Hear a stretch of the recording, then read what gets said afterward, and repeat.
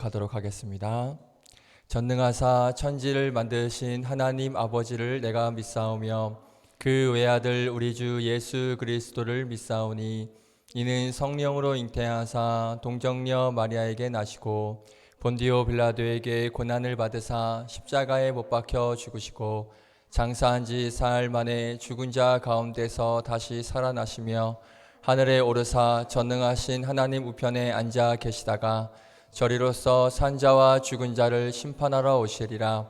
성령을 믿사오며 거룩한 공회와 성도가 서로 교통하는 것과 죄를 사하여 주시는 것과 몸이 다시 사는 것과 영원히 사는 것을 믿사옵나이다. 아멘.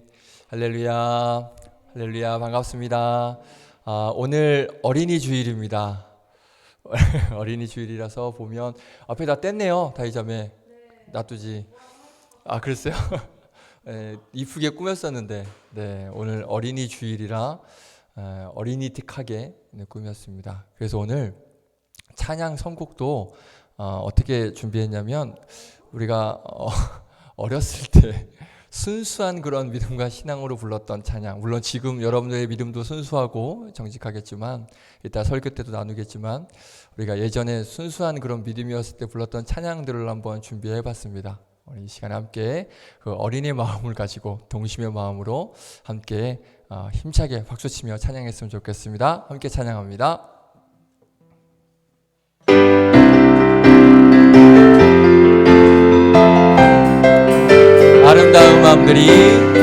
아름다운 마음들이 모여서 주의 은혜 나누며 예수님을 따라 사랑해야지. 우리 서로 사랑해. 이 다음에 예수님을 만나면 우리 뭐라 말할까. 그때에는 부끄러움 없어야지. 우리 서로 한 번 더 할까요? 아름다운 마음들이 모여서 주의 은혜 나누며 예수님을 따라 사랑해야지. 우리 서로 사랑해. 이 다음에 예수님을 만나면 우리 뭐라 말할까. 그때에는 부끄러움 없어야지. 우리 서로 사랑해. 하나님이 가르쳐준 한 가지, 내 이웃을 내 몸과 같이 사랑해요. 그렇죠. 시기 질투 버리고 우리 서로 하나님이 가르쳐준 한 가지, 내 이웃을 내 몸과 같이 사랑해요. 미운 다툼 시기 질투 버리고 우리 서로 한 번 더 아름다운 마음들이 모여서 주의 은혜 나누며 예수님을 따라 사랑해야지. 우리 서로 사랑해. 이 다음에 예수님을 만나면 우리 뭐라 말할까. 그때에는 부끄러움 없어야지. 우리 서로 사랑해. 하나님이 가르쳐준 한 가지, 내 이웃을 내 몸과 같이 사랑해요. 미움 다툰 시기 질투 버리고 우리 서로 하나님이 가르쳐준 한 가지, 내 이웃을 내 몸과 같이 사랑해요. 미움 다툼 시기 질투 버리고 우리 서로 사랑해. 아주 먼 옛날 하늘에서는 당신을 향한 계획이 있었죠. 하나님께서 바라보시며 좋았더라고 말씀하셨네. 이 세상 그 무엇보다 귀하게 나의 손으로 창조하였노라. 내가 너로 인하여 기뻐하노라.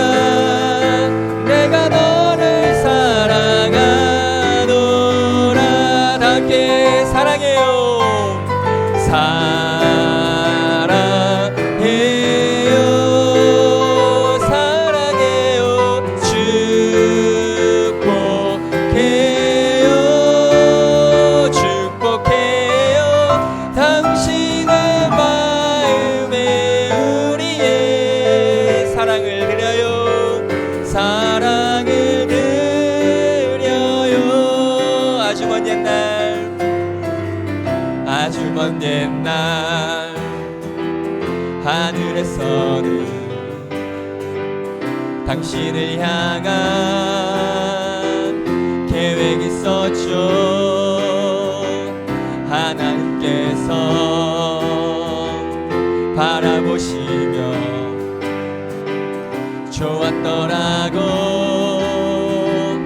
말씀하셨네. 이 세상 그 무엇보다 귀하게 나의 손으로 창조하였노라. 내가 너로 인하여 기뻐하노라. 내가 너를 사랑하노라. 사랑합니다. 축복합니다.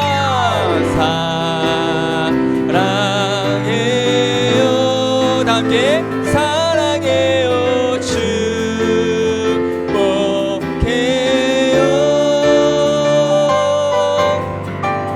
당신의 마음에 우리의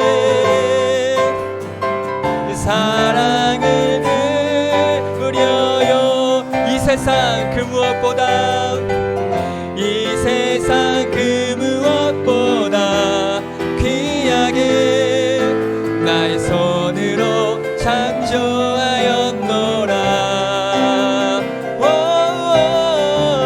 내가 너로 인하여 기뻐하노라.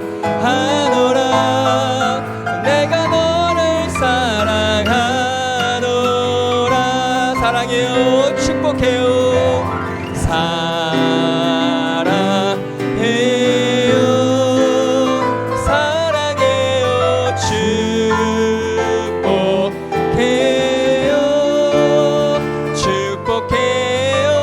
당신의 마음에 우리의 사랑을 드려요. 사랑을 드려요. 당신의 마음에 우리의 사랑을 드려요. 아멘. 밤이 지나면 아침이 오듯 이 찬양 아세요? 나의 영혼에 기쁨이 오네. 나의 모든 삶 주님 아시니 나의 마음에 평안함 넘치네. 주 사랑해요. 주 사랑해요. 한 번 더. 밤이 지나면 아침이 오듯 나의 영혼에 기쁨이 오네. 나의 모든 삶 주님 아시니 나의 마음에 평안함 넘치네. 주 사랑해요. 주 사랑해요. 나의 모든 삶은 주님 주신 것. 난 정말 주님 사랑해요. 나의 모든 삶은 주님 주신 것. 난 정말 주님만 의지해요.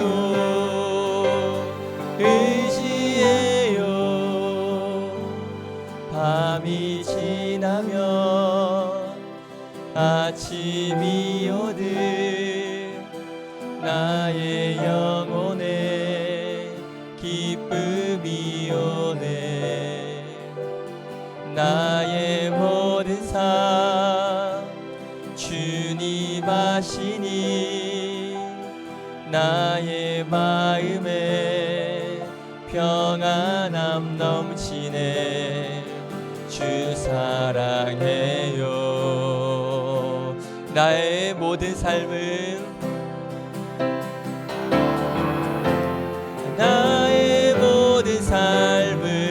주님 주신 것. 난 정말 주님 사랑해요. 아멘. 나의 모든 삶은 주님 주신 것. 난 정말 주님만 의지해요. 의지해요. 밤이 지나면 아침이 오듯 나의 영혼에 기쁨이 오네. 나의 모든 삶 주님 아시니 나의 마음에 평안함 넘치네. 주 사랑해요. 주 사랑해요. 아멘. 우리가 기도하겠습니다. 이 찬양의 가사처럼 나의 모든 삶은 우리 주님께서 주셨음을 고백합니다. 그래서 우리는 주님을 의지할 수밖에 없고 주님을 바라볼 수밖에 없습니다. 우리 지난주에 말씀 나눴던 것처럼 주님만 붙잡고 살아가겠습니다. 하지만 내 힘으로는 그것이 안 되니 하나님께서 나를 붙잡아 주시길 간절히 바랍니다. 오늘도 그 주님 바라보는 예배가 되게 하여 주시고 우리의 모든 삶의 주관자가 되신 그 주님 앞에 나의 모든 것 드려, 나의 전심을 드려 하나님만 예배하는 그런 은혜의 시간 되게 하여 주시옵소서. 함께 예배를 위해서 함께 동성으로 기도하며 나아가겠습니다. 기도합시다. 거룩하신 하나님을 은혜를 감사합니다.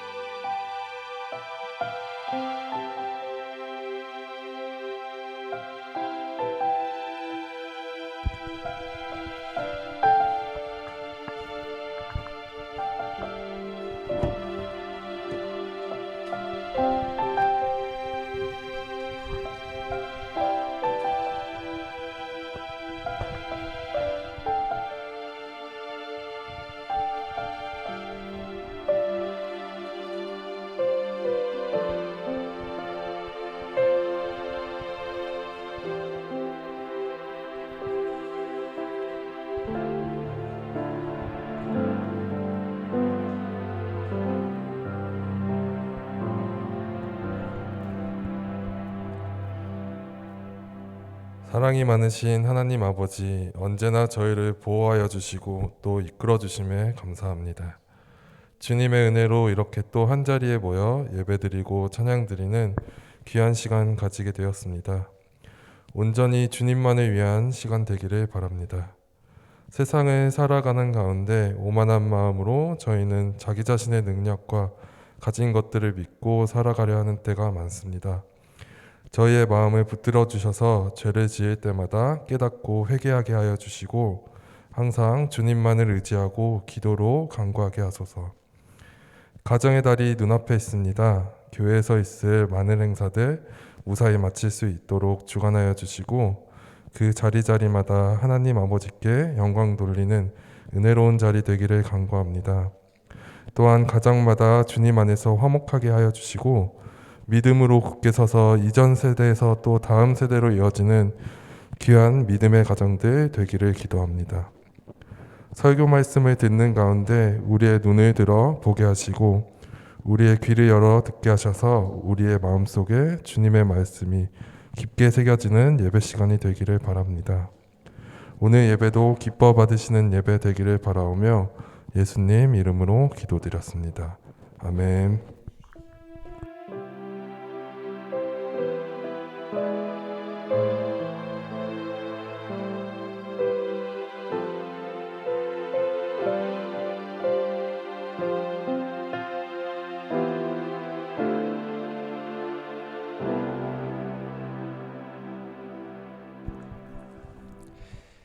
기도 감사합니다.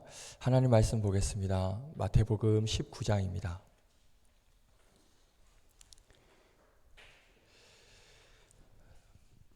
마태복음 19장 13절부터 15절까지입니다.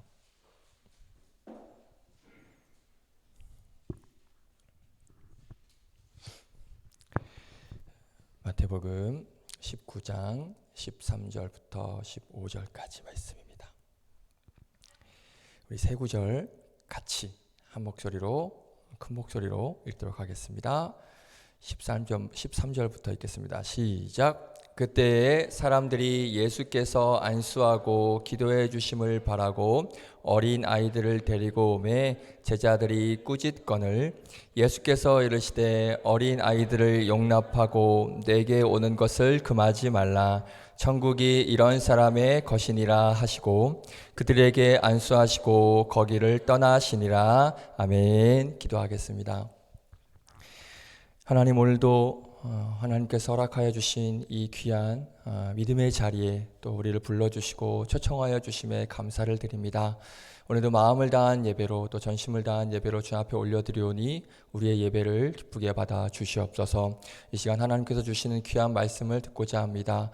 풍성한 하나님의 음성과 은혜가 있는 시간 되게 하여 주시고 말씀을 통하여서 깨닫는 은혜가 임하는 귀한 시간 될 수 있도록 복 내려 주시옵소서.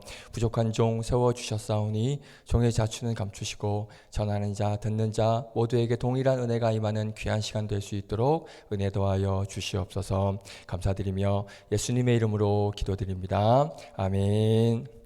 한 번 더 인사하겠습니다. 할렐루야, 할렐루야, 아멘. 찬양 시작할 때 말씀드렸던 것처럼 어린이 주일입니다. 어린이 주일이라서 찬양도 그래서 우리 어린이 같은 그런 마음으로 어린이 때 불렀던 그런 찬양을 좀 선곡을 해봤는데요. 마지막 찬양 알고 계셨어요? 그렇죠? 모르셨죠? 1989년도에 나온 찬양이에요. 네, 모르셨구나. 제가 오늘 설교 주제랑 또 이렇게 항상 접목을 해서 찬양을 찾다 보니까 그래서 예전 찬양 중에 어떤 찬양을 부를까 하다가 저희 그 교회 악보 책 있는 거 아세요? 아세요? 교회 악보 그 초록색으로 된 거? 거기에서 고른 거거든요. 그래서 다 아시겠거니 하고 했는데 몰랐군요. 네, 그래요. 다음부터는 조심하도록 하겠습니다. 네, 오늘 어린이 주일입니다. 제가 작년에도 그렇고요. 저는 이 어린이 주일이 되면 제가 두 가지 꼭 철칙이라고 해야 될까요? 네, 어린이 주일은 제가 어린이 주일에 관련된 설교를 하고요. 어버이 주일에는 제가 부모에 관련된 설교를 꼭 합니다. 네, 그래서 이번 주도 어린이 주일이라 이 어린이와 관련된 그 말씀을 전하는데 이 말씀을 통하여서 또 하나님께서 귀한 은혜 또 충만히 누리시는 시간 되시기를 주님의 이름으로 축복드리겠습니다. 할렐루야, 아멘. 자, 여러분들은 그 어린 아이들을 보면 어떤 느낌이 드실까요? 아까 막 유초등부 막 나와서 그리고 또 영화 유치부 먹게 아까 그 포토존에서 사진 찍는 거 봤어요. 꼬마 아이들 이렇게 사진 찍고 그런 걸 봤는데 그 아이들 보면 어떻습니까? 귀엽죠, 그렇죠. 그리고 굉장히 사랑스럽죠. 그렇죠. 그리고 또 하나 뭔가 좀 특별히 이렇게 보호해주고 싶은 그런 생각, 그런 마음 들지 않으십니까? 아닌가요? 저만 그런가요? 네. 근데 요즘 요즘 사회적 분위기를 보면 그 어린아이들을 이제 보호하기 위한 그런 움직임들이라고 해야 될까요? 어떤 법들, 아이들을 지키기 위한 법들, 그리고 어떤 사회적 인식들, 예를 들면 그 아동 학대에 대한 그런 정인이법 이런 것도 있고, 그리고 그 스쿨존 교통사고 예방을 위한 그 민식이법 이런 것도 있고요. 그러니까 이런 것들을 보면 요즘 우리 사회가 물론 많이 미흡합니다. 아직도 미흡하지만 이 아이들을 보호하기 위한 또 지켜주기 위한 그러한 움직임들이 좀 많은 것 같아요. 이런 걸 보면 어떻습니까? 당연한 거죠. 그렇죠? 많이 늦었다라고도 생각이 들 만큼 당연한 거고 반드시 있어야 되는 거고 당연히 그렇게 해야 됩니다. 아이들을 보호해야 되고요, 지켜야 되고요, 소중히 여겨야 되는 게 우리 어린 아이들이죠. 당연합니다. 그런데 놀랍게도 그 역사적으로 한번 보게 되면요, 이 어린 아이들이 보호받아야 될 그런 존재, 그러니까 어린 아이들은 보호해줘야 되고 지켜줘야 돼라는 이러한 인식이 있죠. 이 어린이에 대한 이런 인식이 예전부터 있지 않았던 것 같아요. 요즘에도 이렇게 미흡한 걸 봐서는 예전부터 이렇게 차근차근 잘 준비되어 있지 않았다라는 게 이렇게 보여지죠. 그러니까 더 예전에는 아예 이런 게 없었다라는 거예요. 설교를 준비하면서 제가 자료를 좀 많이, 어린이와 관련된 자료를 많이 좀 찾아봤어요. 그래서 어린이에 대한 인식 변화, 그러니까 우리가 어른들이 이 어린이에 대해서 어떻게 생각하는지에 대한 인식의 변화를 한번 좀 자료를 찾아봤습니다. 먼저 우리나라 이야기를 좀 먼저 한번 해볼게요. 원래 우리나라에서 이 어린, 그렇죠? 어린 이 뜻의 단어가요, 좋은 의미가 아닙니다. 알고 계셨어요? 네, 지금은 저희가 이렇게 어린이 되게 좋은 의미로 이렇게 사용하고 있지만 예전에 이 어린 이 의미는 굉장히 좋지 않은 그런 의미였습니다. 어떤 의미로 사용됐냐면 어리석은, 그리고 미숙한, 이런 의미를 사용할 때 이 어린이라는 의미를 사용했다는 것이죠. 그 한글을 창제하신 세종대왕님께서 훈민정음을 이제 지으시죠. 반포를 하셨잖아요. 그 훈민정음의 시작이 어떻게 되는지 아십니까? 제일 많이 하는 나란 말싸미, 그렇죠? 그 다음 혹시 어떻게 되는지 아세요? 알아요? 사진을 보여드릴게요. 네, 이렇게, 네, 나란 말싸미 뒹기게 달아. 그리고 문자와로 서로 삼았디 아니할세. 이런 전차로 어린 백성이 이르는 거죠. 홀빼이셔도. 무슨 말입니까? 나라의 말이 중국과 달라서 한자와는 서로 맞지 아니하기 때문에 이런 까닭으로, 그 다음에 뭐라고 하냐면 어린 백성이, 그러니까 어리석은 백성이 이루고자 하는 바 있어도, 이런 의미를 보니까 가지고 있어요. 그러니까 여기서도 어린이라는 뜻이 어떤 의미로 사용돼요? 어리석은 그러한 의미로 사용이 됐다는 것이죠. 그러니까 미숙한이라는 뜻이었다는 것이죠. 그러니까 어린이는 이미지가 좋은 이미지가 아니었다는 것입니다. 그래서 옛날에 아이들 부를 때 어떻게 부릅니까? 좋게 부르지 않았어요. 지금이야 부모님들이 막 꿀 떨어지게 부르죠. 내 사랑하는 내 새끼, 뭐 애정을 담아서 부르지만 예전에 아이들 부를 때는 어떻게 불렀습니까? 어린 놈, 그렇죠. 뭐 어린 것 이러고, 또 심지어는 애새끼 이렇게 얘기도 하고요. 우리 경상도 가면 뭐 얼라들, 이렇게 그냥 되게 무심하게, 그렇죠, 아이들을 불렀다는 것이죠. 그러니까 이렇게 부정적으로 그러니까 부정적인 이미지로 쓰였던 이 단어가, 이 어린이라는 단어가 언제부터 긍정적으로 바뀌기 시작했는지 아십니까? 놀랍게도 불과 100년 전입니다. 정확히 말씀드리면 101년 됐다라고 보시면 돼요. 올해 기준으로. 무슨 말이냐면 누구에 의해서 이렇게 됐을까요? 우리가 잘 아는 어린이날을 만드신 분 누구죠? 아까 제가 중고등부 아이들한테 물어봤는데 알고 있더라고요. 알고 계세요? 누구요? 소파 방정환 선생님. 그렇죠. 사진 볼까요? 네, 소파 방정환. 아까도 얘기했지만 쇼파 아니고요. 김정은 아니고요. 네, 방정환 선생님이십니다. 네, 우리 어린이날을 만드셨던 분이시죠. 저 방정환 선생님이 그렇게 어린이에 대해서 굉장히 이렇게 부정적인 이미지, 또 부정적인 시선, 이런 것들을 굉장히 이제 안타깝게 여기셨다는 것이죠. 그래서 이제 이분이 저런, 그러니까 어린이를 이제 보호해야 되고, 지켜줘야 되고, 뭐 이런 긍정적인 이미지로 바꾸고자 그런 이제 운동을 시작을 했는데, 이게 언제부터냐면 1920년대 일이에요.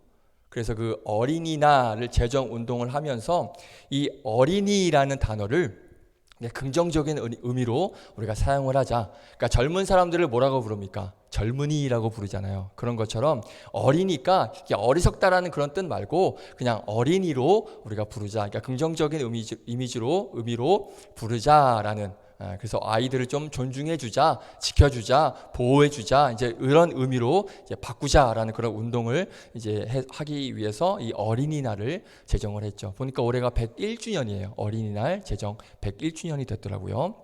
자, 이렇게 그 당시에는 어린이들을 미숙한 존재라고 여겼을 뿐만 아니라 이런 말 되게 많이 했죠. 예전에 그 옛날 극을 보면 이렇게 막 아이들한테 어른들이 뭐라 그래요?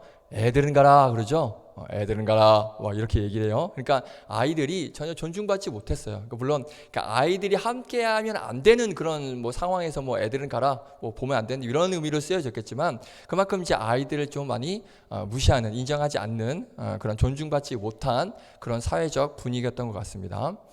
그런데 이게 우리 한국 사회만 이런 게 아니었어요. 그 서구 사회, 서양 그 유럽 쪽에도 보면 이 중세 시대까지만 해도 그러니까 지금과 같은 그 아동에 대한 그런 개념이 없었다라는 것이죠. 그러니까 아동기, 뭐 청소년기 이렇게 있잖아요. 그런 게 옛날 중세 시대에는 이런 개념이 없었다라는 거예요. 그래서 자료를 보니까 저 놀랐습니다. 16세기까지만 해도 아이들이 입는 옷이 없었대요. 그러니까 아동복이 없었대요.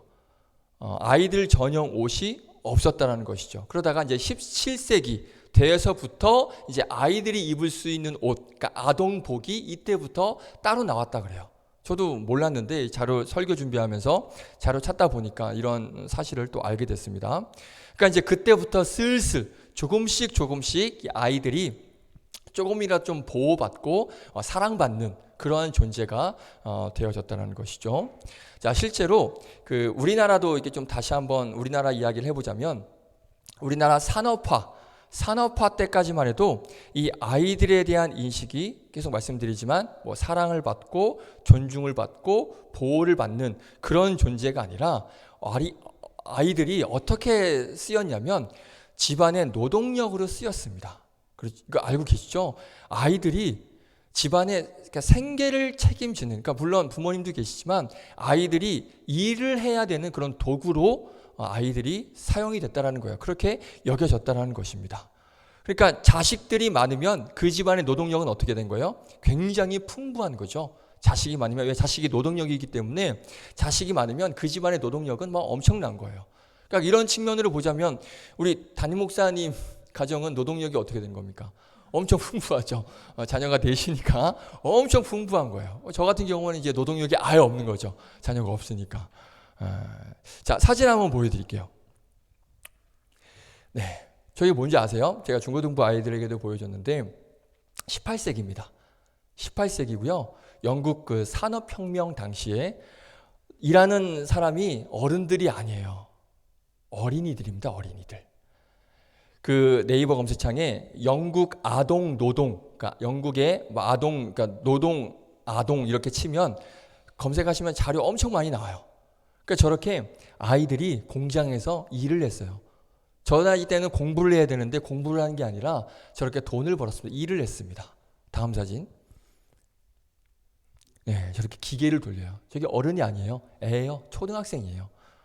10대도 아니죠. 네, 그러니까 10대, 그죠? 10세 미만도 있고요. 다음 사진이 놀랍습니다. 다음 사진. 네, 저게 이제 어린이들, 그러니까 공장에서 일하는 사진. 혹시 다음 사진 어떻게 뭐로 되어 있나요? 네, 그렇죠. 저게요. 어린이집, 아까도 말씀드렸지만 어린이집 사진이 아니에요. 동네 아이들만 모아놓고 찍은 사진이 아니에요. 무슨 사진일까요? 공장 사진입니다. 공장 사진. 공장 직원들. 근데 그 직원들이 다 뒤에 물론 아저씨들 몇 분 있지만 대부분 다 아이들이에요. 애기들이에요. 애기들. 저 아이들이 대부분 저렇게 동원이 돼서 노동을 했습니다. 다음 사진 볼까요? 저건 미국입니다. 미국의 아이들인데 저 현장 혹시 어딘지 아실 것 같아요? 흑백 사진이라 잘 안 보이죠? 어딜 것 같으세요? 딱 봤을 때. 아까 중고등부에서는 우리 장로님이 맞히셨어요. 저걸 보시고 여기 아닙니까? 이랬어요. 탄광입니다. 탄광, 광산, 그 석탄 캐는. 그런데 이 지금 일하는 아이, 탄광, 석탄을 캐는 일을 하는 아이들이 어른이 아닙니다. 아이들이 저렇게 지금 탄광에서 일하고 있어요. 지금으로선 도저히 상상할 수 없는 이야기죠. 그렇죠? 그러니까 아이들의 노동 현실, 당시에 이 아이들의 노동 현실이 정말 충격적입니다. 그래서 이 아이들 노동에 대해서 이제 막 문제가 막 제기가 되고요. 그리고 이제 아이들 노동을 금지하는 그 노동규제법이 이 영국에서 통과가 됐다 그래요. 근데 이게 언제냐면 불과 200년 전입니다. 얼마 안 됐어요. 1819년에 이게 통과가 됐다라는 거예요. 그러니까 19세기 초가 되어서야 이 아이들을 노동력으로 쓰면 안 되겠다라는 이런 공감대가 형성이 됐다는 거예요. 그런데 이게 외국의 일만이 아니죠. 남의 일이 아니에요. 우리나라도 그렇다는 거예요. 아이들이 다 노동력으로 동원이 됐어요. 한번 볼까요? 잘 보이세요? 이거 하나하나 할까 하다가 왼쪽 사진을 보면 지게 지고 있는 사진이에요. 아이들이 저렇게 밭에 가서 저렇게 한가득 지게 지고 와서 저거 운반하는 일을 했고요. 뒤에 보면 아이들이 수레를 끌어요. 저게 짐을 옮겨주는 그런 일을 하고 있는 거예요. 집안일을 도우는 게 아니라 노동을 지금 하고 있는 거예요. 네, 저렇게 아이들이 일을 했다는 것입니다. 자, 그런데 문제는 저거는 불과 한 100년, 그리고 아까 그 영국은 200년 전, 그렇지만요. 더 심각한 건 뭐냐면 지금도 여전히 우리나라에서는 이제 쉽게 볼 수는 없어요. 그런데 그 개발도상국이라고 하는, 그러니까 소위 흔히 말하는, 요즘에 이런 말을 잘 안 쓰는데 후진국이라고 하죠. 그러니까 개발도상국, 이런 나라에서는 여전히 지금 아이들이 노동자로 착취당하고 있습니다. 다음 그림. 네. 저게 세계 아동 노동자 현황이에요. 지금 현재 몇 명이 지금 아이들이 노동에 투입이 되고 있습니까? 1억 5천만 명이나 되는 인구가 아이들이 지금 노동의 현장에서 지금 일을 하고 있어요. 아이들 공부를 하는 게 아니라 생계를 책임지고 일을 하고 있는 거예요. 그러니까 부모의 등에 떠밀려서 너 가서 일해서 돈 벌어야 돼. 이렇게 지금 물론 좀 가난한 부분도 없지 않아서 어쩔 수 없이 일을 하는 부분도 있지만 저렇게 아이들이 노동 현장에 투입이 돼서 일을 하고 있다는 것입니다. 그러니까 놀랍게도 인류 역사에서 너무나 긴 시간 동안 이게 아이들이 보호받고 사랑받는 그러한 존재로 여겨진 게 아니라 이런 어떤 멸시의 대상, 무시의 대상, 일하는 대상, 이런 대상으로 여겼다는 것, 우리가 이 사실을 좀 알고 있었으면 좋겠어요. 자, 그런데 이러한 인식이 2000년 전에 이 예수님 시대에도 마찬가지였던 것 같아요. 그러니까 아이들이 보호받지 못하고 인정받지 못하고 무시당하는 그런 존재였다는 게 이 예수님 시대에도 당연했던 것 같습니다. 오늘 본문 한번 볼까요? 오늘 본문을 보면 사람들이 어린아이들을 예수님께 데리고 와요. 그러니까 제자들, 옆에 있던 제자들이 뭐라 그래요? 막 꾸짖어요. 뭐라고 합니까? 그러니까 우리나라만 애들은 가라, 이게 아니에요. 지금 예수님의 제자들도 왜 애들을 여기로 데리고 오냐? 애들은 가라! 지금 그러고 있는 거예요. 어딜 감히 지금 예수님 앞에 애들을 데리고 오냐고 그렇게 지금 막 꾸짖고 있는 거예요. 요즘 같은 시대에는 뭐 있을 수 없는 일입니다. 그렇죠? 요즘 부모님들이 이런 모습 보면 아마 난리가 났을 거예요. 그렇죠? 왜 아이를 무시하냐? 왜 사랑하는 자녀들을 그렇게 홀대하냐? 난리가 났을 거예요. 그러니까 상상할 수 없는 일이죠. 근데 요즘은 이게 지금 말이 안 되는 상황이에요. 그런데 이 당시에는 이게 당연한 거예요. 제자들의 이 반응이 당연한 겁니다. 이게 기본이었습니다. 이게 상식이었어요. 왜요? 당시에는 여자와 아이들은 숫자에도 넣지 않았습니다. 그러니까 여자와 아이들은 존재감이 전혀 없었던 그런 시대였습니다. 자, 그러니까 지금 이 제자들의 행동, 왜 애들을 데리고 왔냐? 그 사람들을 막 꾸짖잖아요. 지금으로 봤을 땐 이게 비정상적인 것 같죠? 말이 안 되는 것 같죠? 그런데 이 제자들의 이 행동은 이 당시에는 특별한 게 아니에요. 이상한 게 아니에요. 당연한 거예요. 오히려 여기서 특별한 사람은 누굴까요? 이상한 사람이 누굴까요? 당연하지 않은 사람 한 사람이 있습니다. 누굴까요? 예수님이죠. 예수님의 반응이에요. 놀랍게도요. 예수님은요, 지금 이 상황들, 그러니까 제자들이 어린아이를 데리고 온 것 때문에 막 꾸짖어요. 뭐라 해요. 그러니까 예수님이 이 제자들에게 말씀을 하십니다. 어린아이들이 내게 오는 것을 용납하라. 금하지 말라. 라고 말씀하시고요. 더 놀라운 건 하나님의 나라가 이런 자의 것이다. 그러니까 어린아이와 같아야 천국에 들어갈 수 있다라고 말씀을 하시는 거예요. 이걸 영어 성경으로 보면 내게 좀 오게 해라. 방해하지 마라. 그렇게 예수님께서 말씀을 하고 있다는 것이죠. 그러니까 놀라운 거예요. 당시 시대에서는 말이 안 되는 겁니다. 예수님의 이 반응은. 제자들의 반응이 당연한 거예요. 그런데 예수님이 이 말씀을요, 그냥 오게 하지 마. 그냥 예수님 그냥 아이들 오게 해. 이렇게 아무렇지 않게 말씀하시는 게 아니라 오늘 본문에는 생략이 되어 있지만 이 똑같은 말씀이 마가복음에도 기록이 되어 있거든요. 마가복음 10장에 보면 예수님께서 14절에 뭐라고 말씀하시냐면 예수님께서 보시고 노하시어 이르시되, 어떻게 하셨어요? 예수님이 노하셨어요. 분노하셨어요. 화를 내셨어요. 매우 화를 내셨어요. 아이들이 예수님께 오는 것을 막으니까 화를 내셨다는 거예요. 저는 이 예수님의 반응이 너무 은혜가 됩니다. 당시에는 제자들의 반응이 당연한 거예요. 이게 맞는 거예요. 그런데 오히려 지금 예수님은 그렇게 당연하게 행동하는 이 제자들에게 분노하셨다는 것입니다. 자, 보세요. 제가 뭐가 은혜가 되냐면요, 요즘 이 아이들에 대한 사회적 문제들, 이런 것 때문에 사실 우리가 아이들을 더 보호해주고 사랑해주는 움직임이 있긴 하지만 이런 아이들에 대한 사회적 문제 때문에 많이 시끄럽습니다. 그러니까 많은 부모님들이 막 아이들을 더 사랑하려고 하고 보호하려고 하지만 제가 처음에 말씀드렸던 것처럼 이 아동 학대 문제가 계속 끊이지 않고요. 그리고 어린이 보호에 대한 그런 무관심의 문제들이 계속해서 나오고 있어요. 그래서 그것으로 인해서 물론 조금씩 나아지고는 있지만 아직까지도 아이들이 외면당하고 있고요. 아이들이 버려지고 있습니다. 이런 문제들로 인해서 많은 사람들이, 왜 정인이 사건 보면 우리가 분노하지 않습니까? 그렇죠. 민식이 사건 보면 우리가 분노하지 않습니까? 얼마나 우리가 화가 납니까? 그렇죠. 자, 그런데 예수님이 무려 2000년 전에 이 아이들이 지금 무시당하고 있고 외면받는 것이 당연한 그 시대에 아무런 문제가 되지 않아요. 아이들을 무시하는 건 당연한 거예요. 아무런 문제가 되지 않습니다. 그런데 아무런 문제가 되지 않는 이 상황에서 예수님은 어떻게 하셨다? 홀로 분노하셨어요. 우리가 지금 정인이 민식이를 보면서 분노하는 것처럼 예수님은 2000년 전에 이미 이 아이들이 무시당하고 외면받는 이 상황 가운데에서 예수님은 분노를 하셨다는 거예요.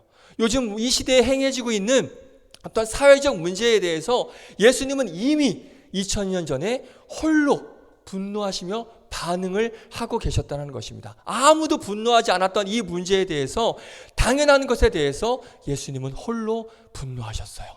은혜가 되지 않습니까? 놀랍지 않습니까? 그때 그 예수님의 마음이 지금까지 이어지고 있다는 것이죠. 자, 그렇게 예수님께서 분노에 이어서 예수님이 덧붙여요. 오늘 본문 14절 보시면 천국이 어린아이와 같은 사람의 것이다라고 말씀을 하십니다. 자, 여기서 먼저 우리가 어린아이 같이 천국을 받아들여야 된다는 이 말씀, 어린아이 같이 천국을 받아들여야 된다, 이 말씀이 긍정적인 의미일까요? 부정적인 의미일까요? 어떤 의미일까요? 당연히 긍정적인 의미죠. 그렇죠? 긍정적인 의미입니다. 자, 그런데 성경을 좀 유심히 읽는 청년들은 성경을 쭉 보면 이 어린아이에 대해서 예수님이 많이 말씀을 언급을 하시거든요. 그런데 성경에 보면 이 어린아이에 대해서 비유를 말씀하실 때 이 어린아이가 두 가지 의미로 설명이 돼요.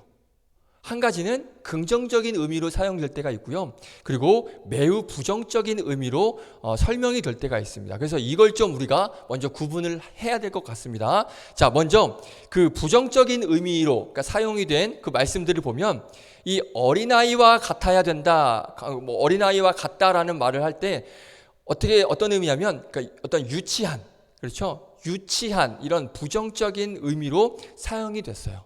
반대로 이 어린아이와 같아야 된다라는 말은 어떤 순수함, 정직함, 이런 긍정적인 의미, 이 두 가지 의미로 사용이 됐다는 것입니다. 마태복음 18장을 보면요, 제자들이 막 서로 논쟁을 해요. 논쟁의 주제가 뭔지 아세요? 누가 더 크냐? 예수님, 우리 중에 누가 더 큽니까? 논쟁을 합니다. 이거 어떻습니까? 유치하죠. 그렇죠? 유치합니다. 자, 예수님이 이 모습을 보시고 어린아이 한 명을 부르셔서 누구든지 천국을 이 어린아이 같이 받아들여야 된다라고 말씀을 하셔요. 그럼 여기서는 이 어린아이가 어떤 의미일까요? 긍정적인 의미입니다. 그러니까 제자들이 막 서로 논쟁을 하는 건 유치한 의미인 거고, 유치한 의미로 사용이 되어지는 거고, 지금 예수님이 어린아이를 부르셔서 누구든지 천국을 어린아이 같이 받아들여야 된다, 이 의미는 지금 긍정적인 의미로 사용이 되고 있는 거예요. 자, 그래서 우리가 한 가지 기억해야 될 건 뭐냐면 우리의 신앙이 어린아이와 같아야 돼요. 예수님께서 말씀하신 그 긍정적인 의미, 어린아이와 같아야 되는데 그런 유치한 신앙이 아니라 순수하고 어떤 정직한 이런 어린아이와 같은 믿음과 신앙이 우리에게 있어야 된다는 것입니다. 자, 그래서 먼저 우리가 신앙생활 하는 데 있어서 우리가 닮지 말아야 될 그런 유치한 신앙, 이것이 좀 뭔지 우리가 좀 알아야 될 것 같아요. 유치한 신앙이 어떤 것들이 있는지 이것을 좀 먼저 짚고 넘어가야 될 것 같습니다. 자, 먼저 유치한 신앙 한 가지는요, 성장하지 않은, 그러니까 성숙하지 않은 신앙이 어린아이와 같은 신앙이에요. 고린도전서 13장 11절 한번 읽어볼까요? 함께 읽겠습니다. 시작. 내가 어렸을 때에는 말하는 것이 어린아이와 같고 깨닫는 것이 어린아이와 같고 생각하는 것이 어린아이와 같다가 장성한 사람이 되어서는 어린아이의 일을 버렸노라. 아멘. 자, 여기서는 어린아이가 어떤 의미로 쓰여졌습니까? 부정적인 의미로 쓰여져. 그렇죠? 쓰였죠? 그러니까 우리가 오랜 시간 동안 신앙생활을 하고 있다면 어때야 된다? 어린아이 같이 말하지 말라. 어린아이 같이 그렇게 깨닫지 말라. 어린아이 같이 생각하지 말라. 지금 그렇게 말씀하고 있는 거예요. 그러니까 유치한 말들, 유치한 생각들, 또 그런 것들을 지금 버리라라고 그렇게 말씀하고 있습니다. 사랑하는 우리 청년들, 유치한 생각과 말을 버리시기를 주님의 이름으로 축복드리겠습니다. 할렐루야. 아멘. 자, 또 한 가지. 어린아이와 같은 신앙, 유치한 신앙은 뭐냐면 쉽게 흔들리는 신앙, 쉽게 요동하는 신앙이 이 어린아이와 같은 신앙이에요. 한번 볼까요? 에베소서 4장 13절, 14절. 함께 읽겠습니다. 시작. 우리가 다 하나님의 아들을 믿는 것과 아는 일에 하나가 되어 온전한 사람을 이루어 그리스도의 장성한 분량이 충만한 데까지 이르리니 14절. 이는 우리가 이제부터 어린아이가 되지 아니하여. 여기까지 읽겠습니다. 자, 이제부터 우리가 어린아이가 되지 아니하여. 여기서도 부정적으로 쓰였어요. 그러니까 사람의 속임수, 어떤 사람의 간사한 유혹, 여기에 빠져서 흔들리지 마라, 요동하지 마라. 이건 어린아이 같은 신앙이다, 이런 거죠. 뭐 예를 들면 뭐 이단에 빠지거나 아니면 누가 무슨 얘기하면 막 거기에 쫓아가는 거예요. 막 거기만 그것만 막 생각하고 그것만 막 따라가는 거예요. 흔들리는 거예요. 사람 말에 막 흔들리는 거예요. 그러니까 이런 유치한 신앙에서 이제 벗어나라. 이제 그 말씀을 지금 하고 있는 것입니다. 자, 한 가지 더 살펴보면요. 성경이 말하는 유치한 신앙 뭐냐면 단단한 음식은 못 먹는 신앙을 말씀하고 있답니다. 단단한 음식을 못 먹는 신앙. 한번 읽어볼까요? 히브리서 5장입니다. 히브리서 5장 12절. 함께 읽겠습니다. 시작. 때가 오래되었으므로 너희가 마땅히 선생이 되었을 터인데 너희가 다시 하나님의 말씀의 초보에 대하여 누구에게 가르침을 받아야 할 처지이니 단단한 음식은 못 먹고 젖이나 먹어야 할 자가 되었도다. 아멘. 무슨 말이에요? 단단한 음식은 받아들이지 못한대요. 단단한 말씀은 받아들이지 못하고 그냥 젖이나 먹는데요. 무슨 말입니까? 예를 들면 이런 거예요. 어떤 위로하는 말, 뭐 말씀을 통하여서, 제가 설교를 통하여서 뭐 위로하는 말, 그리고 어떤 격려를 해주는 말, 그리고 뭐 등 두드려주는 이런 말들을 전할 때 아멘 해요. 아멘, 아멘, 믿습니다. 아멘, 그렇게 될 줄 믿습니다. 그런데 제가 막 결단을 막 선포해요. 그러면 안 돼! 이래야 돼요! 그리고 막 그 순종을 요구해요. 그러시면 안 됩니다. 앞으로 이렇게 하셔야 됩니다. 막 그러면 뭐라 그래요? 단단한 말씀에 대해서는 못 받아들여요. 아멘이 쉽게 안 나와요. 이런 게 그 단단한 음식을 못 먹는 신앙이 이러한 신앙이라는 거예요. 그러니까 좋은 말들은 잘 흡수하는데 막 회개를 요구하고 결단을 요구하고 뭔가 순종을 요구하는 이런 말에 대해서는 그 음식을 먹지 못해요. 그 단단한 음식을 못 먹는 신앙이에요. 그러니까 젖이나 먹는 그러한 신앙이라는 것이죠. 이게 유치한 신앙이라는 것입니다. 자, 그래서 우리 청년들 이 어린아이와 같은 유치한 신앙에서 벗어나시기를 바라겠습니다. 자, 그래서 우리는 이 어린아이와 같은 순수한 신앙, 유치한 신앙이 아니라 순수한 신앙, 정직한 신앙, 이러한 신앙을 우리가 가져야 되는데, 자, 그러면 어린아이와 같은 순수함, 정직함, 이 어린아이의 특징이 무엇일까? 몇 가지 한번 제가 정리해봤습니다. 요거 말씀 나누고 마치겠습니다. 자, 첫 번째, 우리 어린아이의 특징. 이건 제가 작년 어린이 주일에 드렸던 말씀이에요. 뭘까요? 하나님만 절대 의존하는 신앙. 기억나요? 작년 정확히 1년 전에, 기억 당연히 안 나죠? 정확히 1년 전에 어린아이와 같으려면 이러한 신앙이 있어야 된다. 뭐냐? 하나님만 절대 의존하는 신앙. 이걸 말씀드렸어요. 어린아이가 제일 많이 하는 게 뭔지 아세요? 아기들이 제일 많이 하는 거. 뭘까요? 예? 뭐라고요? 잘 안 들려. 울음소리? 응애? 옹알이? 그렇죠. 그 옹알이 하는데 어떤 옹알이를 할까요? 어린이들이. 답 나왔어요. 뭘 것 같으세요? 하루 종일 누구만 찾아요? 엄마 아빠만 찾아요. 아이들이. 애기들이. 혹시 뭐 아이들 중에 뭐 사회적 얘기하고 막 그런 애기들 있습니까? 누워가지고 젖먹이 물고 요즘 시대가 왜 이래? 요즘 사회가 왜 이래? 이런 아이도 있어요? 없어요. 하는 말이 뭐예요? 엄마, 아빠 그렇죠? 이거밖에 없어요. 아이들이 하는 건.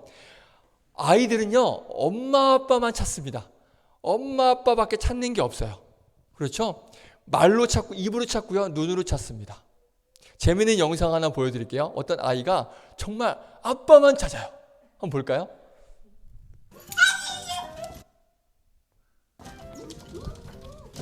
아빠가 오는 거예요. 아빠가 오고 있어요.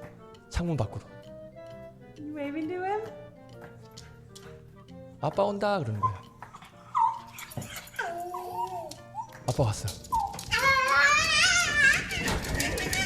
데디 이러니까 강아지까지 Say daddy! 데디 그러죠. 아빠 왔네. 너무 좋은 거야. 우리 아빠 만나서 너무 좋은 거야 지금. 자, 그렇죠. 아빠 엄마만 애타게 찾아요. 아빠만 바라봐요. 그런데 이게 우리 사람뿐만 아니라 아까 영상에서도 봤죠. 동물들도 그래요. 동물들도 본능입니다. 어미만 찾고요, 주인만 찾아요. 주인만 바라봐요. 그래서 엄마 아빠가 보이지 않으면 어때요? 불안해합니다. 그러다가 엄마 아빠가 확인되면 어떻게 해요? 날아가죠. 그 강아지들도 그래요. 주인이 나가면 계속 끙끙거리죠. 나가지 말라고 막 이러잖아요. 근데 갔다가 돌아오면 어떻게 해요? 난리가 나죠. 막 꼬리 부러질 듯이 막 흔들리잖아요. 그렇죠? 그러니까 그렇다니까 본능인 거예요. 그게 주인, 어미를 찾는 그 본능. 그러니까 엄마 아빠의 손을 절대 놓치려고 하지 않아요. 이게 아이들의 본능이라는 것이죠. 그러니까 옷자락이라도 놓지 않으려고 하는 것입니다. 이게 어린아이의 특징이라는 거예요. 그래서 우리에게 이런 신앙이 있어야 됩니다. 어떤 신앙? 나는 하나님 없으면 살 수 없습니다. 나는 하나님 놓치면 살 수 없습니다. 이게 어린아이의 신앙입니다. 할렐루야. 그런데 우리가 아이들이 조금 크면 어때요? 지금 우리 중딩 고딩들만 봐도 어떤지 아세요? 어렸을 때는요 엄마 아빠 없으면 못 살았어요. 그런데 조금 지나면 엄마가 필요 없어져요. 그렇죠? 잔소리만 하고 간섭만 하고 없었으면 좋겠다 이렇게 이야기하죠. 어른이 된 거예요. 어른이. 머리가 큰 거죠. 이제 저와 여러분도 마찬가지예요. 신앙적으로 봐도 마찬가지입니다. 우리가 막 신앙에 불 붙었을 때는 어때요? 진짜 하나님 없으면 저는 살 수 없습니다. 그렇죠? 하나님 나와 함께하여 주시옵소서. 내가 하나님만 의지하며 나아가겠습니다. 이렇게 애타게 이런 고백으로 살아가는데, 그런데 어느 순간부터 우리가 어떻게 됩니까? 하나님 없이도 너무 잘 살아요. 그렇죠? 굳이 하나님 없어도 너무 좋은데? 너무 잘 되는데? 하나님마다 잘 돼요. 하나님 없어도 뭐 일도 잘 되고 일이 술술술 잘 풀려요. 굳이 어느 순간부터는 하나님이 필요가 없어요. 혹시 우리 청년들 중에 그런 상황 속에 있는 청년 있습니까? 예전에는 막 너무 하나님만 찾고 구했는데 요즘에 하나님 없어도 잘 돼요. 그러니까 굳이 예배 갈 필요도 없고 하나님 앞에 엎드릴 필요도 없고 말씀 볼 필요도 없고 기도할 필요도 없는 거예요. 그러니까 이런 거죠. 하나님을 향한 열정, 어떤 열심이 혹시 예전 같지 않으십니까? 굳이 이젠 이 정도는 혹시 청년들 중에 이런 마음 있지 않으십니까? 그런 청년들 있다면 다시 돌이키셔야 됩니다. 할렐루야. 다시 돌이켜서 어린 아이가 되셔야 돼요. 하나님 없으면 저는 살 수가 없어요. 어린 아이들이 기저귀로 혼자 스스로 갈 수 있습니까? 누워있는 갓난아기가 기저귀 갈아야지 하고 기저귀 떼서 벗고 다시 채우고 합니까? 안 돼, 못해요. 부모님이 도와주지 않으면 그 안에 있는 배설물 썩어서 그 균들이 몸에 들어가서 결국 아이 죽게 됩니다. 그게 하나님 없으면 살 수 없는 신앙이 바로 그 신앙이에요. 그 믿음이에요. 우리가 그래야 되는 거예요. 하나님 없으면 저는 한순간도 살 수 없습니다. 하나님의 도우심과 하나님의 만지심과 하나님의 임재하심 없으면, 인도하심 없으면 저는 살 수 없습니다. 이게 바로 어린아이의 신앙이라는 것입니다. 자, 또 하나 어린아이의 특징은요, 유연함인 것 같아요. 생각해 보니까 유연함, 무슨 말이냐면 아이들 보면 다리가 막 쫙쫙 찢어지죠. 그렇지 않나요? 제 조카들 보면 막 엄청 잘 찢어지던데 아닌가요? 사람마다 다른가요? 그 아이들 보면 막 180도 쭉쭉 찢어져요. 그래서 그런 걸 봤을 때 이 어린 아이들의 특성을 보면 부드러움인 것 같아요. 유연함. 반대로 그러면 어른들의 특징은 뭘까요? 굳어짐, 뻣뻣함. 그렇죠? 몸이 굳어 있어요. 저만 봐도 다리가 35도 이상 안 벌어져요. 그게 맥스입니다. 더 이상 벌어지지 않아요. 그러니까 제가 180도 안 벌어진다 그래서 사는데 불편할까요? 그렇지는 않습니다. 사는 데는 아무 문제 없습니다. 그런데 문제는 뭐냐면 몸은 굳어 있어도 그나마 사는 데는 지장이 없어요. 그런데 문제가 뭐냐면 생각도 안 바뀐다는 거예요. 생각도 단단하게 굳어져 있다는 것입니다. 생각도 단단히 굳어져서 움직이지 않아요. 바뀔 생각을 안 해요. 예를 들면 우리가 이렇게 예배 때 나와 말씀을 통하여서 예배를 통해서 은혜를 받아요. 하나님 말씀을 들어요. 성도님들도 저한테 오늘 아까도 계단에서 제가 자랑하는 건 아닙니다. 그러니까 목요일에 새벽 예배가 너무 은혜롭다고 그 영상으로 봤던 성도님이 막 말씀하시는 거, 너무 은혜롭다고. 그런데요, 그분을 제가 말씀드리는 게 아니라 성도님들도요, 은혜 받았다고 하는데 문제가 뭔지 아세요? 안 바뀌어요. 은혜를 받으면 바뀌어야 되는데 바뀌지가 않아요. 왜 그럴까요? 마음이, 생각이 단단해서 그래요. 굳어 있어서 그래요. 몸만 굳어 있는 게 아니라 생각이 굳어져 있습니다. 그래서 들었을 때 아멘 하지만 그것이 삶의 행실로 나오질 않아요. 단단하게 딱 그 생각이 그게 딱 굳어져 있는 거예요. 자리 잡고 있는 거예요. 잘 안 바뀝니다. 자, 그래서 어린아이와 같은 신앙이 뭐냐? 말씀을 들으면 어떻게 됩니까? 즉각 몸을 변화시키는 거예요. 삶의 모습이, 행실이 변화가 돼야 된다는 거예요. 하나님께서 주신 그 말씀을 받아서 유연하게 부드럽게 내 삶이 변해야 되는 거예요. 내 생각이 변해야 되는 거예요. 내 삶이 바뀌어야 되는 거예요. 할렐루야. 내 생각이 있지만 하나님의 뜻이 그렇다면, 하나님의 말씀이 이렇다라고 말씀하시면 유연하게 바뀌어야 되는 그 신앙, 그 믿음, 그 마음, 이것이 바로 어린 아이와 같은 신앙인 줄로 믿습니다. 할렐루야. 그래서 내 몸과 내 삶이 그렇게 변화되기를 주님의 이름으로 축복드리겠습니다. 자, 마지막으로 하나 살펴보고 마치겠습니다. 자, 마지막으로는 어린아이의 특징, 순수함, 정직한 믿음, 이거 같아요. 순수한 믿음, 정직한 믿음. 그러니까 아이들은 보면 있는 그대로 믿죠. 있는 그대로 막 받아들이죠. 이러한 순수함이 있죠. 이런 정직함이 있잖아요. 그렇죠? 그래서 아이들이 지금 모두 뭐 믿어요? 아직까지 산타클로스 믿잖아요. 그렇죠? 순수하니까. 그건 절대 거짓이 아닐 거야 라는 그런 순수함. 그런 순수함이 있어요. 자, 그런데 정말 놀라운 사건을 제가 하나 말씀드릴게요. 이 정직한 믿음, 그대로 받아들이는 이 믿음, 그러니까 순수한 믿음, 하나님의 말씀을 그대로 믿는 그 믿음에 대해서 놀라운 사건 하나를 제가 말씀드리겠습니다. 사도행전 12장을 보면요, 제가 이 사도행전 12장에 나오는 말씀을 좀 크게 이렇게 생각하지 않았거든요. 근데 설교를 준비하다 사실 이 부분을 그 새벽 예배 때 살짝 전했어요. 뭐냐면 그렇구나라고 생각한 그 구절이 나옵니다. 뭐냐면 어떤 사건이 나오냐면 베드로가 복음을 전하다가 감옥에 갇혀요. 그 헤롯 왕이 야고보를 이제 칼로 찔러 죽이고요. 그리고 베드로는 감옥에 가둡니다. 그래서 성도들이 함께 모여서 베드로를 위해서 기도합니다. 그래서 사도행전 12장에 보면 교회들이 모여서 기도했다. 베드로를 위해서 기도했다라고 말씀하고 있거든요. 자, 그러면 이 사람들이 모여서 베드로를 위해서 무슨 기도를 했을까요? 제가 만약에 복음을 전하다가 감옥에 갇혔어요. 그럼 여러분들이 저를 위해서 기도해 주겠죠? 기도해 주세요. 할렐루야. 그럼 뭐라고 기도할까요? 하나님, 이호재 전도사 감옥에서 고통 없이 죽게 해주세요. 밥 잘 먹고 은혜 가운데 순교하게 해주세요. 이렇게 기도하실까요? 아니죠. 하루빨리 뭐예요? 감옥에서 나오게 해달라고 기도하시겠죠. 그렇죠? 아무 문제 없이 잘 나와서 모든 삶이 정상적으로 돌아갈 수 있게 해주세요. 이렇게 기도하겠죠. 할렐루야. 그렇게 하시길 축복드리겠습니다. 할렐루야. 부탁드립니다. 네, 그래요. 자, 아무튼 그렇게 베드로가 감옥에 갇혀 있으니까 성도들이 모여서 막 기도를 해요. 감옥에 나오게 해달라고. 우리 베드로 사도, 우리 베드로 목사님 감옥에서 나오게 해주세요라고 기도를 합니다.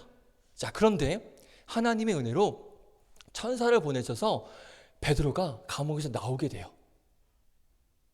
그리고 베드로가 그들이 모여 있는 곳, 그 마가복음을 지은 그 마가의 어머니 집에 이들이 모여서 기도를 했거든요. 근데 베드로가 그 사실을 알고 그 집으로 갑니다. 감옥에 나와서. 그래서 가서 베드로가 그 집 문 앞에서 문을 두드려요. 자, 이때 사도행전 12장 한번 나중에 집에 가서 읽어보세요. 재밌습니다. 이때 누가 그 문소리를 듣고 나오냐면요, 정확하게 로데라는 아이가 나오는데 정확하게 어린 아이라고 12장에 말씀하고 있습니다. 아이가 그 베드로가 두드리는 문소리를 듣고 나와요. 그리고 베드로의 음성을 듣고 모여서 기도하는 사람들에게 달려가서 베드로 목사님이 나왔습니다. 베드로 사도가 감옥에서 나왔습니다. 할렐루야. 하나님이 풀어주셨습니다. 할렐루야. 그 기뻐함으로 그 소식을 이 기도하는 사람들에게 알렸어요. 근데 사람들이 뭐라 그러는지 아세요? 기도하던 사람들이 베드로를 빨리 풀어주세요라고 기도했던 사람들이 이 소식을 듣고 뭐라 그러는지 아세요? 미쳤구나. 너 제정신이야? 이러고 있는 거예요. 이해되세요? 무슨 말인지? 자, 한번 볼까요? 사도행전 12장 한번 읽어볼게요. 13절, 16절. 그대로 이건 제가 쓰는 소설이 아닙니다. 한번 읽어볼게요. 13절부터 시작. 베드로가 대문을 두드린데 로데라 하는 여자아이가 영접하러 나왔다가 14절. 베드로의 음성인 줄 알고 기뻐하여 문을 미처 열지 못하고 달려 들어가 말하되 베드로가 대문 밖에 섰다 하니 15절. 그들이 말하되 네가 미쳤다 하나. 여자아이는 힘써 말하되 참말이라 하니 그들이 말하되 그러면 그의 천사라 하더라. 16절. 베드로가 문 두드리기를 그치지 아니하니 그들이 문을 열어 베드로를 보고 놀라는지라. 아멘. 그렇죠? 분명히 베드로를 위해서 열심히 기도했어요. 그런데 뭐가 문제예요? 기도에 믿음이 없었어요. 맞죠? 베드로가 나오게 해달라고 기도했는데 막상 나왔다는 소식에 믿질 않았다는 거죠. 그러니까 그들이 한 기도는 믿음이 없이 기도를 한 거예요. 베드로가 나오길 기도했는데 베드로가 나온 것을 믿지 못했다는 것이죠. 자, 보세요. 내 자신을 한번 보세요. 내가 지금 너무 어른이 돼버리지 않았습니까? 그래서 예전에는 정말 순수한 믿음, 그러한 믿음을 가지고 기도하고 하나님께 나아갔는데 지금은 너무 머리가 커서 어른이 되어서 하나님에 대한 그런 순수한 믿음을 놓치고 있지는 않습니까? 하나님 말씀에 대한 또 기도 응답에 대한 그런 의심과 불신과 그리고 지금 나의 처해진 이런 상황을 보니까 도저히 안 될 것 같은 그러한 불신앙으로 그 불신하는 믿음으로 혹시 나아가고 있지는 않습니까? 기도는 해요. 여전히 기도는 하죠. 그런데 믿음이 안 생겨요. 안 믿어요. 그냥 기도만 하는 거예요. 기도는 하는데 믿지 않아요. 혹시 이런 믿음 없는 기도로 믿음 없이 신앙생활하고 있는 혹시 청년들 계십니까? 사랑하는 우리 청년 여러분, 하나님을 향한 순수한 믿음, 절대적인 믿음이 회복되기를 주님의 이름으로 축복드리겠습니다. 예수님께서 우리에게 말씀하셔요. 돌이켜서 어린아이가 되어라. 이거는 세상의 논리와는 정반대죠. 세상은 뭐라 그래요?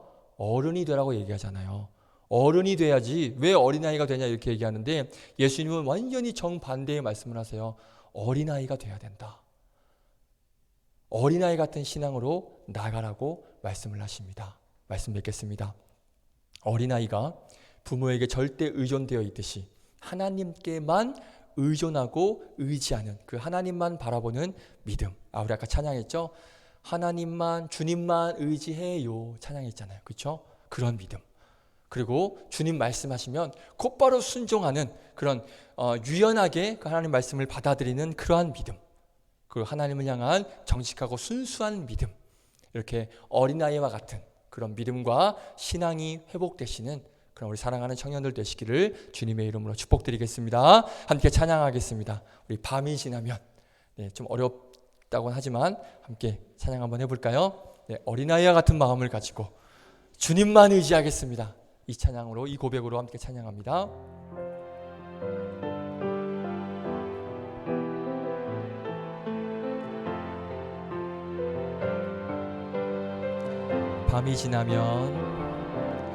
밤이 지나면 아침이 오듯 나의 영혼에 기쁨이 오네. 나의 모든 삶 주님 아시니 나의 마음에 평안함 넘치네. 주 사랑해요.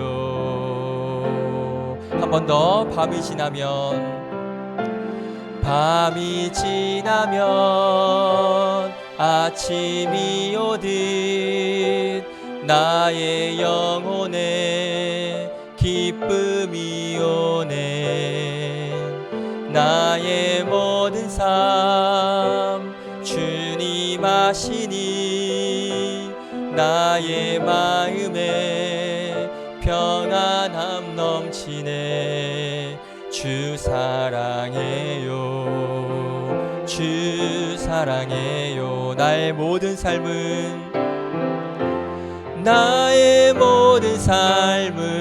주님 주신 것. 난 정말 주님 사랑해요. 나의 모든 삶은 주님 주신 것. 난 정말 주님만 의지해요.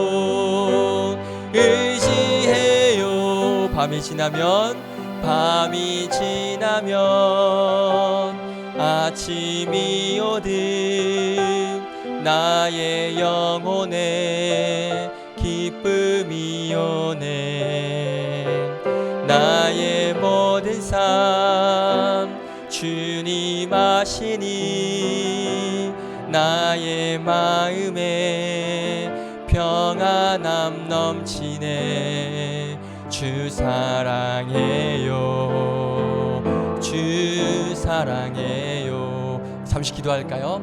이 말씀 생각하시면서 하나님, 어린아이가 부모에게 절대 의존되어 있듯이 우리 또한 하나님만 의존하고 하나님만 의지하는 신앙이 되게 하여 주시옵소서. 그리고 어린아이 같이 주님 말씀하시면 곧바로 순종하고 또 유연하게 받아들이는 그러한 믿음으로 나아가게 하여 주시옵소서. 그리고 하나님을 향한 순수한 믿음, 또 믿음의 기도와 믿음의 신앙으로 나아가는 그런 제가 되게 하여 주시옵소서. 어린아이와 같은 신앙이 회복되길 원합니다. 이 시간 함께 결단하며 잠시 기도하며 나아가겠습니다. 기도하겠습니다. 거룩하신 하나님, 감사합니다. 오늘 이 어린이 주일을 맞이하여서 예수님께서 이 어린아이와 같은 자가 천국에 들어갈 수 있다라고 말씀하신 이 말씀을 우리가 한번 살펴보았습니다. 어린아이와 같아야 된다는 게 무엇일까요? 바로 이 어린아이는 부모에게 절대 의존되어 있듯이 우리 또한 하나님께만 절대 의존되어 있는 그 예수님만 바라보는 그런 신앙이 되게 하여 주시옵소서. 그리고 하나님께서 말씀하시면 이 아이들이 유연한 것처럼 그대로 받아들이는 것처럼 그 하나님 말씀에 곧바로 순종하며 유연하게 받아들이는 그러한 믿음과 그런 순종과 그런 결단이 우리에게 있길 원합니다. 그리고 하나님을 향한 순수한 믿음, 정직한 믿음이 있길 원합니다. 믿음으로 하나님 앞에 기도하며 믿음으로 신앙의 길로 나아가는 복된 우리 청년들 될 수 있도록 인도하여 주시옵소서. 이렇게 어린아이와 같은 그런 믿음과 신앙이 회복되는 우리 모두가 되게 하여 주시옵소서. 감사드립니다. 예수님의 이름으로 기도드립니다. 하나님 감사합니다. 어린아이와 같은 신앙이 회복되길 원합니다. 어린아이가 부모에게 절대 의존되어 있듯이 그 부모님만 바라보고 부모님 손만 붙잡고 부모님만 바라보듯이 우리 또한 그 하나님만 바라보며 하나님 손 붙잡고 하나님만 의지하며 나아가는 그런 절대 의존의 신앙을 가지고 살아가는 복된 청년들 되게 하여 주시옵소서. 그리고 어린 아이들처럼 그 하나님의 말씀을 또 순수하게 받아들이는 그런 유연함이 또 우리에게 있을 줄 믿습니다. 그래서 하나님 말씀하시면 과감하게 순종할 수 있고 결단할 수 있는 그런 믿음 허락하여 주시고, 또한 우리에게 순수한 믿음, 정직한 믿음 허락하여 주셔서 믿음을 가지고 기도하며 믿음으로 이 신앙생활 헤쳐나가는, 또 하나님 앞에 달려나아가는 그런 복된 믿음의 신앙인이 될 수 있도록 인도하여 주시옵소서. 이렇게 어린아이와 같은 그런 신앙과 믿음으로 하루하루 신앙의 경주를 해나가며 달려나가는 복된 청년들 될 수 있도록 인도하여 주시옵소서. 그렇게 우리를 이끄시고 인도하실 우리 구주 예수 그리스도의 이름으로 기도드립니다. 아멘. 할렐루야. 우리 함께 준비하신 예물 우리 찬양 드리시면서 드리겠습니다.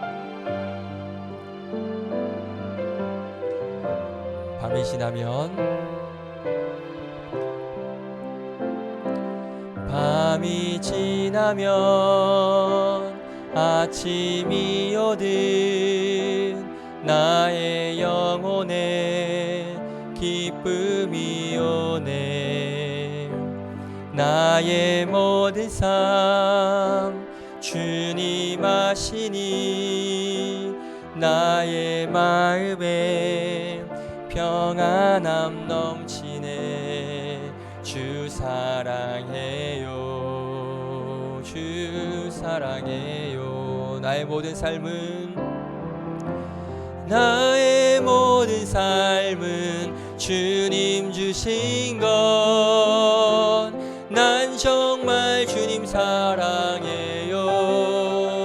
아멘. 나의 모든 삶은 주님 주신 것. 난 정말 주님만 의지해요.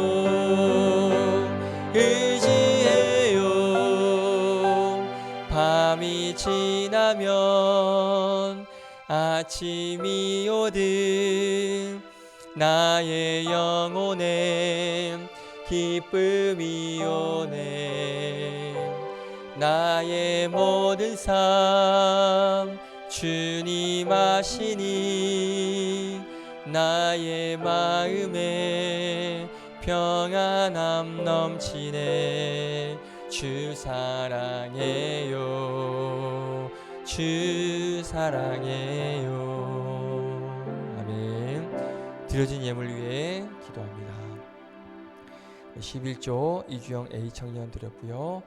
감성금 이은지 청년 드렸습니다. 겸손과 인내로 그리스도의 장성한 분량에 이르는 믿음이 될 수 있기를 기도합니다. 아멘.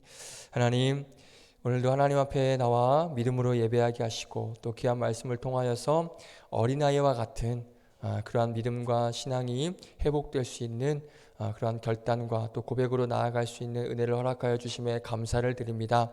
오늘도 그 은혜에 감사하여 귀한 예물 또 11조와 감사원금 또 주일원금 여러 가지 제목들로 주님 앞에 올려드리오니 이 예물 기쁘게 받아 주시옵시고 이 예물 쓰여지는 곳에 하나님의 나라와 예수 그리스도의 십자가가 세워지는 놀라운 하나님의 은혜가 임할 수 있도록 은혜 도하여 주시옵소서. 우리 청년들 또 한 주간 세상 가운데 나아갑니다. 세상 가운데 나아가서도 그 하나님만 의지하는 절대 의존의 신앙 잊지 않고 그 하나님만 붙잡고 한 주간의 삶 가운데서도 승리하게 하여 주시고 직장과 또 가정과 개인적인 삶 가운데 하나님 하루하루 평안의 삶과 형통의 삶을 살아갈 수 있는 맡겨진 일들 감당하기에 부족함이 없는 청년들 되게 하여 주시고 특별히 몸이 아픈 청년이 있다면 하나님께서 안수하여 주셔서 깨끗게 치료되어져서 회복되어져서 건강한 모습으로 하나님 앞에 나올 수 있도록 인도하여 주시고 우리 청년들 영육간의 강건함으로 지켜주셔서 다음 주에도 건강함으로 하나님께 나와 기쁨으로 예배할 수 있는 그 믿음의 청년들 될 수 있도록 인도하여 주시옵소서.